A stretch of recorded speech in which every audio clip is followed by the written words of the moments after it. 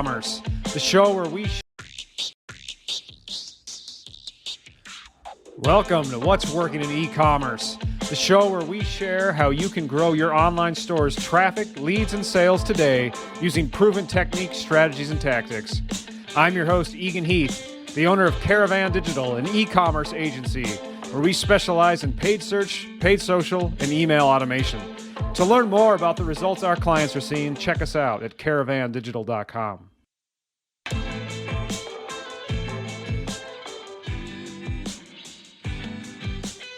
Welcome to another episode of What's Working in E-commerce. I'm Eagan from Caravan Digital. We're an e-commerce digital marketing agency. Today, I'm excited to have on Andrew Maff of Bluetuskr. He's a fellow e-commerce agency owner. Andrew, welcome. Can you please tell us a little bit about yourself? Sure. Thanks for having me. Appreciate it. Andrew Maff. Last name Maffetone usually gets butchered, so I just stick to Maff. I'm the founder, CEO of Bluetuskr. We're a full-service digital marketing company for e-commerce sellers. We focus pretty much on an omni-channel approach, working with sellers that are selling across multiple channels in different marketplaces. Decent sized team, about 4 or 5 of us, I guess. Smaller, but we're getting there. Been around for a few years. Prior to that, I was at another e-commerce agency that a partner and I ended up exiting. And now I'm here talking to you. That's great. All right. Well, we're at least similar agency size. You've been doing this quite a bit longer than I have, so I'm excited to learn from you here. Sounds like you guys are really taking an omni-channel approach. You know, from what you said, it sounds like you guys are doing some SEO, doing some Google ads, doing some Amazon ads.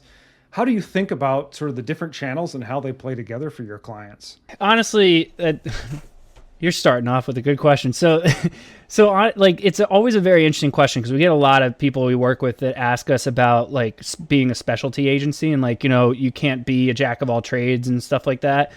And what we've realized is that the average customer, their shopping experience is so fluid. My wife knows nothing about marketing and I love it because I get to watch how she shops and it makes perfect sense every time I watch it. I'm like, oh great, I'm learning. And sometimes she'll get an ad on Instagram, she'll go to their website, and then she'll be like, ooh, this looks great, I want it sooner. So then she'll leave and go to Amazon. Or she'll go to Amazon, see something she likes, but isn't really sure about the brand, so she'll start Googling them to see if they exist. So the average consumer is just all over the place.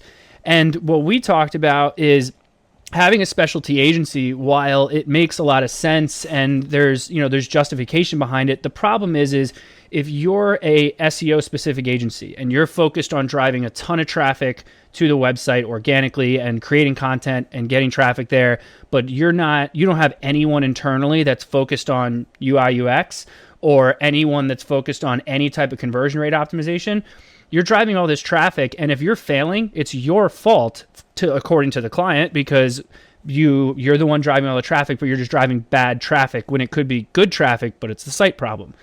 The same concept goes for every single channel that you work with. So if you have Facebook ads and you're driving a ton of traffic and they're not converting, or you're driving Google ads, but you're not overseeing Facebook ads because you don't have a good hand on how you're retargeting them on social, there's so many different gray areas to marketing now, especially after all these different iOS changes and things like that, that if you don't have an understanding of what's going on in every single channel, then your own marketing strategy, if you're specific to something, could fail. So that's why what we did is we decided we were going to bring in specialty people in each department and then basically have more or less like fractional CMOs that are overseeing each of them to make sure the strategy is aligned, but that we can pull certain levers. So if SEO is doing really well, we can start ramping up how much content we're doing. Or if paid ads is doing really well, we can, direct it towards Facebook or Google or whatever we need to do. So that way I can know that all marketing is working together cohesively, as opposed to basically what ends up happening, which is the e-commerce seller becomes their own account manager and is really just wrangling different agencies at all times. So that's more or less why we took this approach. I see that omni-channel piece. So one of the reasons you need it is you can see people shopping. The old secret of marketers, if watch your spouse, watch how they shop. They're jumping channel to channel. They're using different devices. They're doing different things over time. And so that's the reality. That's how people are finding our clients' websites, and that's how they're shopping. Yeah. their spouses. Well, tell me a little bit. I'll start with SEO.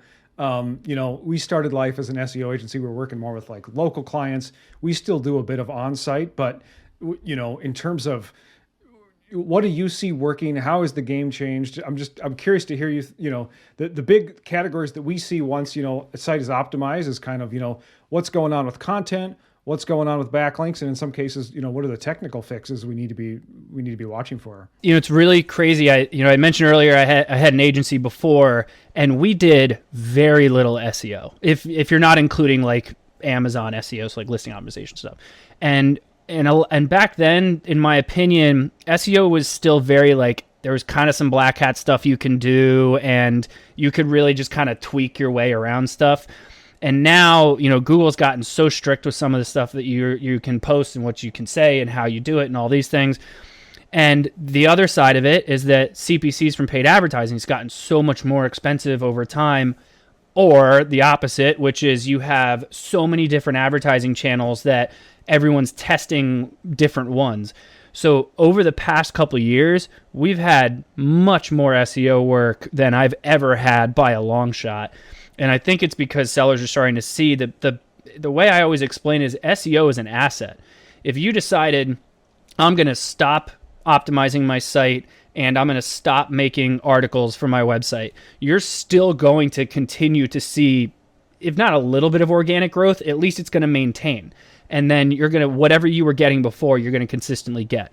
Paid advertising, if you go, I don't want to do paid advertising anymore, you turn them off, done, it's gone. Your whole thing gets wiped out clean. So we kind of see SEO as an investment, whereas we see paid advertising as kind of like a quick win. So from an SEO perspective, one of the things that was really nice that actually happened to us about a year and a half ago, give or take, is we were working with someone, we were the seller of ours we were working with, and we were doing all their paid advertising, and we wanted to work with them on SEO, and they're like, no, we have someone who's killing it. And we were like, okay, like great. And then we looked into their SEO and they were right. Like there was just, guy was getting a hockey stick. And we were like, awesome. What is he doing that we're not doing? And so we were able to get on calls with him and kind of learn from him. He's this big SEO consultant. He's been doing it for like 20 years or something like that. And every single thing that he was doing was exactly what we were doing, with one difference. And that's where we learned, like, okay, that's the differentiator. So essentially, not to tease it, we do the on-page stuff. Just make sure your site's, functional. It's loading fast, mobile friendly, all that fun stuff. We really focus on all of the main pages of the website to be conversion rate friendly. So don't plow it with a ton of copy. Your product pages don't need to have a ton of copy. Focus on the consumer. The other side of it is the blog. You have to have a blog. Then there's the off-page stuff. You can do some backlinking, reach out to people to try to get, you can share backlinks. You can do guest blog posts, all that fun stuff. That kind of keeps things going a little bit more. The one thing we saw, though, that was the biggest differentiator was we usually post like an article a week, give or take. Now what we do is after about 30 to 60 days, depending on, we look at how the article that was written prior to that timeline was doing. And if it's not ranking where we want it to, we start leveraging different software to actually tell us what needs to get adjusted in it, and we go and we adjust them. So every 30 to 60 days, we actually do a refresher for the blog that we did 30 to 60 days prior, and that's where we started to see this big approach. So just to drop exactly what we're using, so we're SEMrush partners, but we also have Ahrefs, and the reason we have both, even though they're relatively similar, is because Ahrefs integrates with SEO Surfer. And essentially, SEO Surfer, what we do is we can actually take the article that we wrote along with the top articles that are ranking for the term that we want to rank for, and SEO Surfer will actually tell us, you should consider adding X more images, you should consider bullet points here, you should add this much more words. And when we go back and edit that stuff and just throw it into Search Console to get it indexed quicker, it sometimes could take like 2 weeks, and we start to see that start to go up. So as long as that blog post is optimized in other areas to drive traffic over to the product page, whether that's from links or if we have some stuff on the sidebar or a pop-up or anything like that, that's immediately where we start to see that organic growth from traffic and from revenue. Thank you for sharing that. So it sounds like SEO Surfer is doing some of that analysis that maybe SEOs used to do manually in a very time-consuming way. You say, hey, here's my blog post. It's not ranking like I'd hope. What do they got that we don't got in terms of the competitors? And it's really helping you identify, hey, here's what you need to change. Here's how you need to re-optimize that old post so it gets some traffic. Is that correct? It's speeded up a lot. And the interesting thing is too, that we learn every time we go and do this, is that when you're looking at your article versus the other, whatever else is ranking, the word count means nothing. Like there's been times where they'll have 3,000-4,000 words and SEO Surfer will be like, you only need like 2, you'll be fine, because of just, it knows like how fast people are scrolling through some of this stuff, and it starts to teach itself after a while. It's got this whole AI aspect to it. It's pretty impressive. There's still stuff that like you got to dig into, like what topics should you be writing about based on your audience. There's the art of it that is very different, but when it comes down to the science of just knowing, okay, I need to come up with X amount more copy, or I need to add another section to this, that's where SEO Surfer has really helped us kind of speed that process up. That's awesome. Andrew, would you be willing to pull it up and show us that process? I have, we actually just brought on an SEO specialist, and I have a content marketer we work with now who is overseeing all of this. So I got to see if I can even get in here. So here's the article that we wrote, and it gives us a content score here. We can map out like an outline if we need to, or a brief, which kind of helps when we send it over to the clients, but it'll actually give us certain terms on how many we're using versus how many we should be using based on what we're trying to rank for. So in this case, it's pretty much telling us, we might want to add some more of these in here. This is a brand new article, so it doesn't have a lot of the content, a lot of the data behind it just yet. And this is actually brand new, so I hope my team doesn't get mad at me for showing this. We're going to find out. But yeah, so this is, it shows you like, all right, based on the term you're trying to target, this is approximately how many words you need. This is how many headings you need, how many images you should probably have, paragraphs. So we can kind of break down the whole concept just by what we're trying to target for this one, which is best crypto mining calculators. Mm-hmm. Very cool. So this is I'll say platform agnostic in terms of if you're on Shopify, if you're on WordPress, if you're on whatever, you can use this versus if we're looking for WordPress Yoast, we have to be on WordPress. So this is a solution if we're not on WordPress. Is that fair to say? Correct. Yeah. It doesn't matter what you're on. We actually this article, we just take directly out of usually like a Google Doc or something, drop it in here and start doing the research behind it. Yeah, that's awesome. And so is it pulling data, you say, from Search Console and also what's going on at actual Google result page in terms of competing blog posts?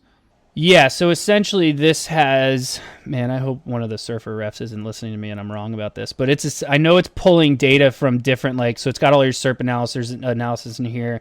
It's pulling data, I believe, out of Google Search Console. Well, no, I know it's pulling data out of Google Search Console because it's ranking our own article. I gotcha. Well, those other keywords, can you show that again for a second? So with that post, like all those keywords you showed on the right, did your team enter those, or you just entered the main calculator one and it gave you all the others? Yeah, we just put the article in here. And then in here, it tells us essentially how many times we're using a certain word versus how many times we need to, or if we need to use it less. So in this case, we used it 4 to 10 times. It needs to be used 4 to 10 times, but we used it 11 times. So it actually thinks we need to pull back how many times we're using this. So it'll basically turn green if we're right in the area, yellow if we got to add a couple more or something like that. But all the red stuff is basically telling us like, hey, you're using that word too many times. Yeah, like very specific. Here's related keywords we want to be using. Here's the frequency. Here's kind of the idea around that. That's awesome.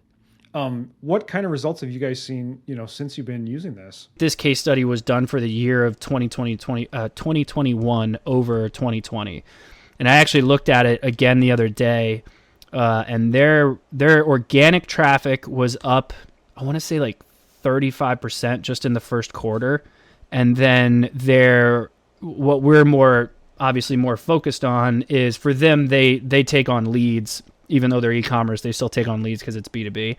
And their organic lead flow maintain the same percentage. Because that's the one thing we always want to focus on is, hey, your traffic is great, But if it's not converting, who cares? Like, then it's just a vanity metric. So the one thing we try to make sure is that they're still seeing increased lead flow or increased purchases.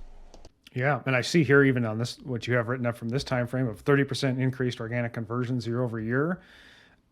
Do you guys see that? Are people then reading this organic content, clicking over to product pages and buying? Is that what's happening? Sometimes. So there's a few different ways, right? So you think about, you have that basic way, right? Which is they reading the article, they see a link, they click it, it happens to be the product, they convert. But there's a lot of other like bells and whistles that we always suggest adding. Like if you're doing stuff on a sidebar, is there any kind of gated content you can have that'll speed up this process? Or if you need a pop-up or something along those lines. One of the things we started implementing as well, what we started doing was in the article post, which sometimes these newer ones we haven't gotten in here and added them yet, but we've actually started adding our own display ads.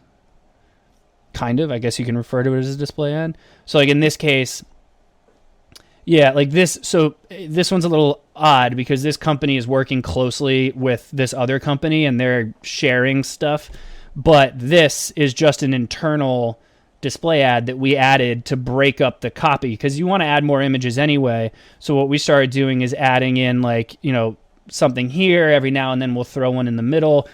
Sometimes it's very vague because it'll just be, hey, check out this collection of stuff. And other times it'll be really specific.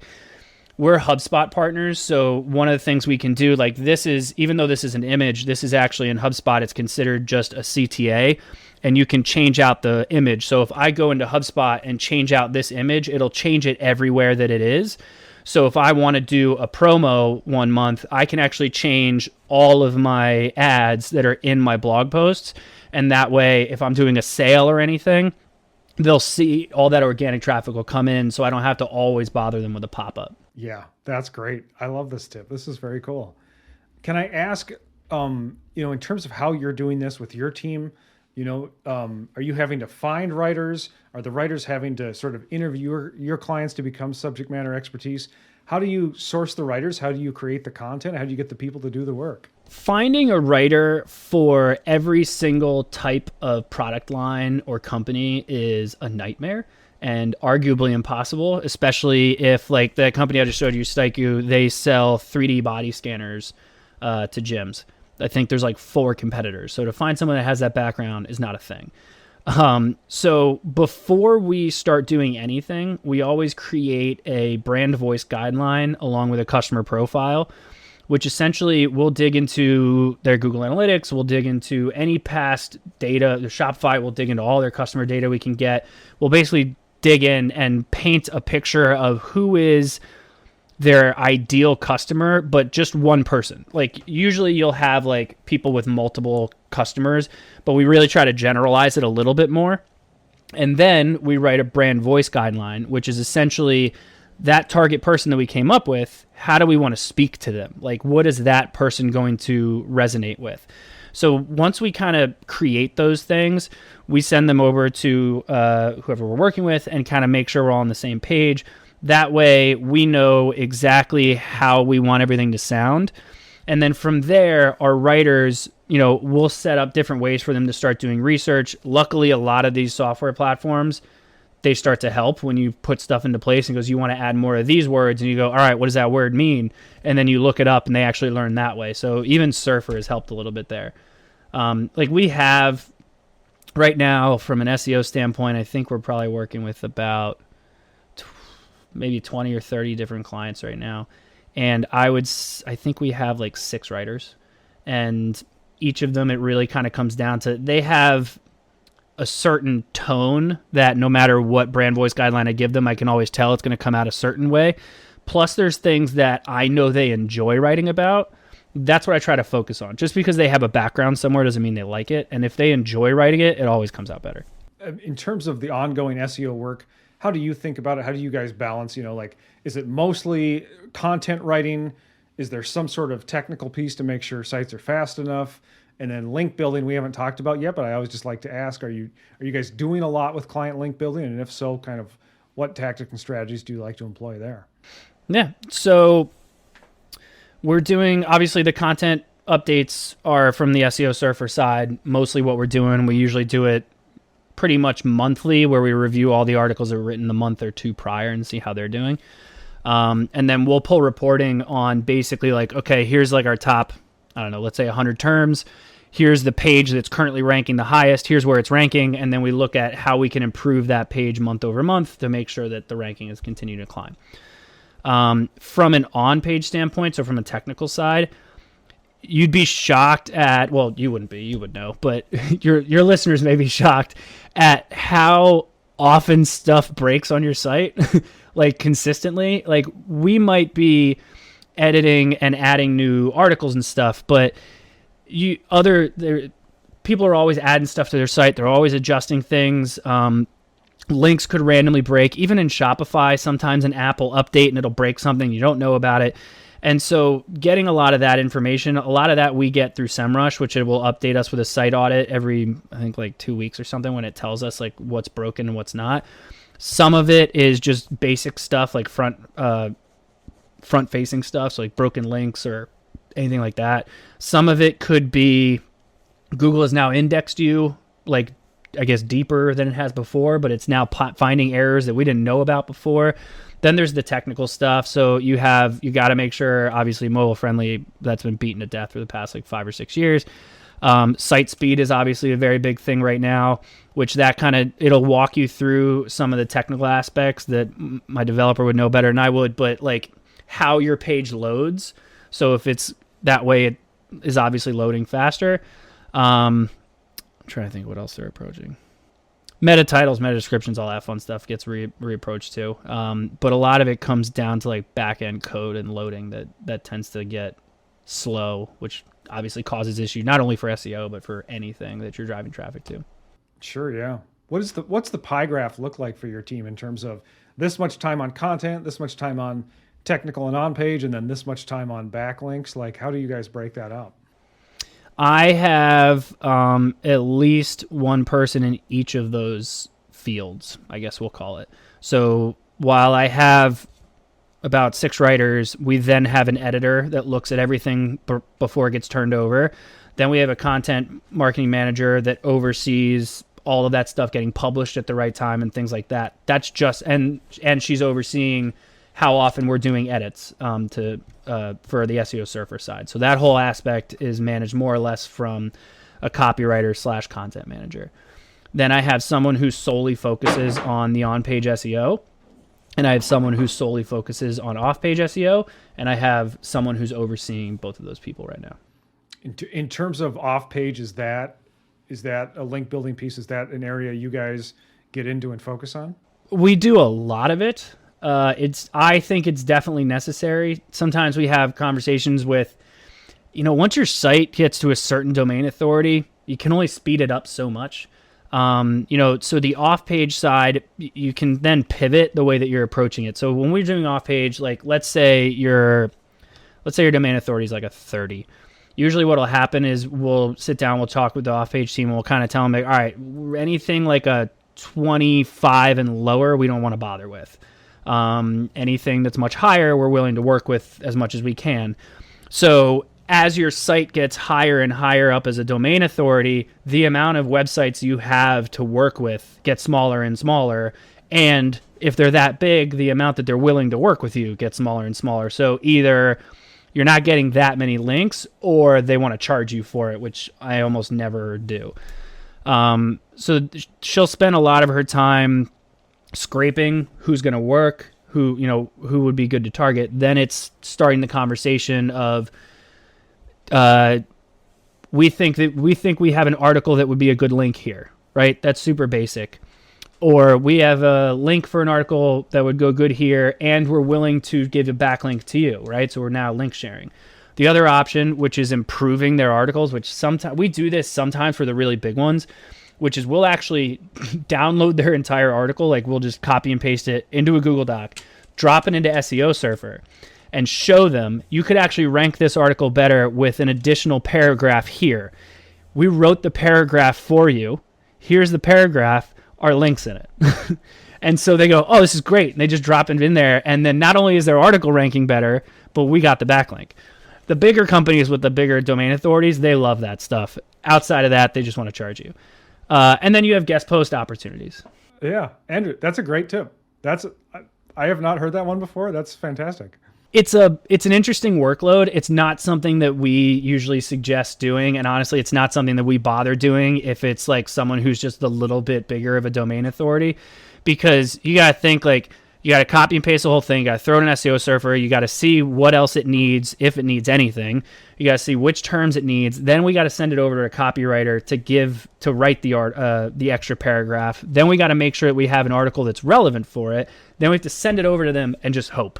So that's why it's kind of like it's really worth it for the bigger domain authority companies that like, or websites that like don't want to deal with constant backlink sharing. But if you are showing them data, like your article can be fixed with what I just put in this email, it will take you 5 seconds. They'll be like, cool, copy and paste, they throw it up. That's great. I think the challenge is always how do we make link building win-win?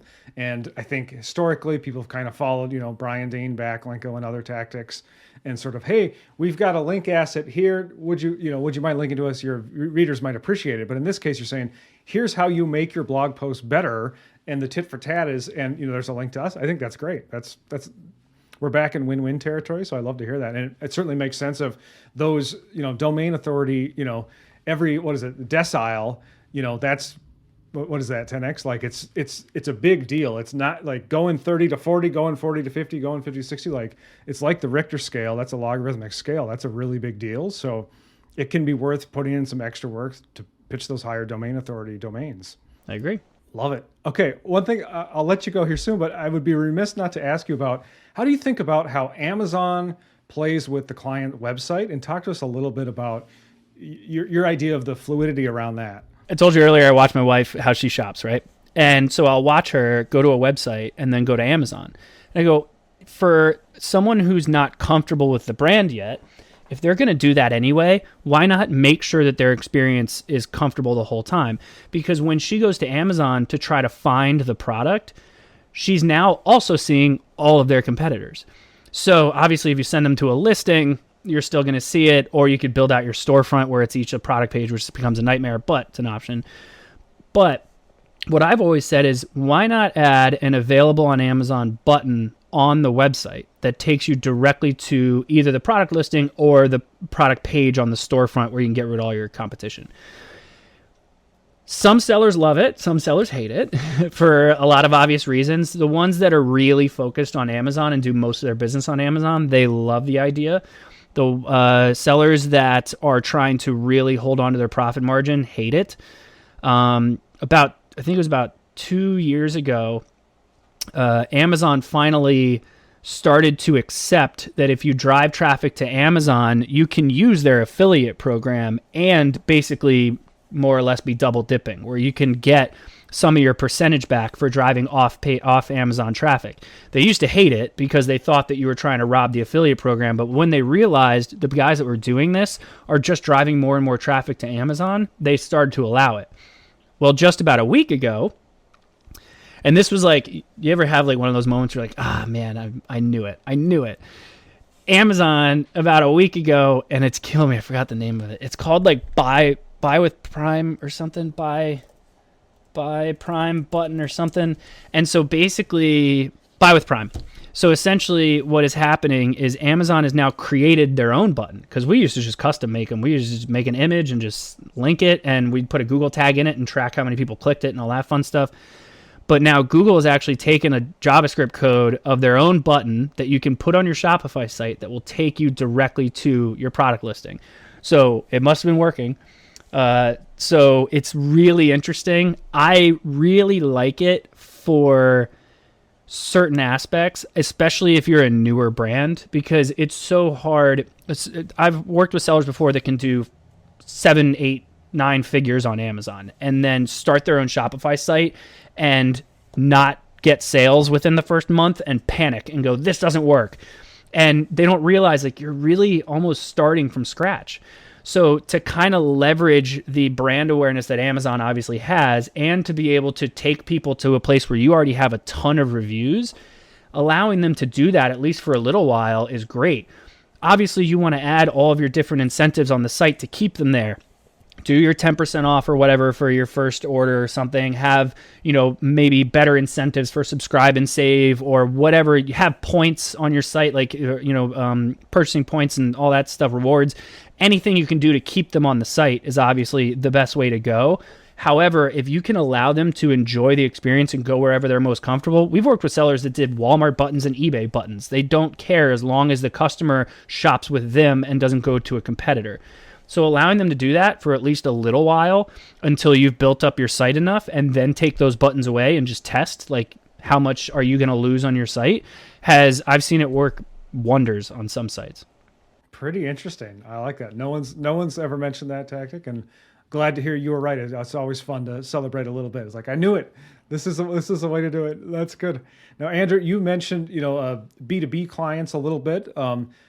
Before you hop off here, tell us a little bit about who's a good fit for you guys and where they should check you out. Yeah. So Bluetuskr.com is the easiest way to go, or just any social media channel. We're at Bluetuskr. There's no E in Tusker, so it's BLUETUSKR. We do have a good amount of B2B e-commerce clients. I don't know how it happened. It just so happened. I think probably we're HubSpot partners, so we've gotten some stuff from them. We do obviously probably just as much D2C. It's just I haven't had this many B2B clients in a long time, so it was interesting. Otherwise we're all over the place. So we do a lot with Shopify, a lot with Amazon, and a lot with HubSpot. Love it. All right, we're gonna have to have you come on again sometime when you want to talk Amazon ads. How's that sound? I can do that. Have a great one. Thank you for sharing what's working in e-commerce. Yeah, thanks, buddy. Thank you. Hey, thanks so much for listening to What's Working in E-commerce. Don't forget to subscribe so you can catch the next episode. And if you know someone who enjoyed this one, please do share it with them. We'll see you next time.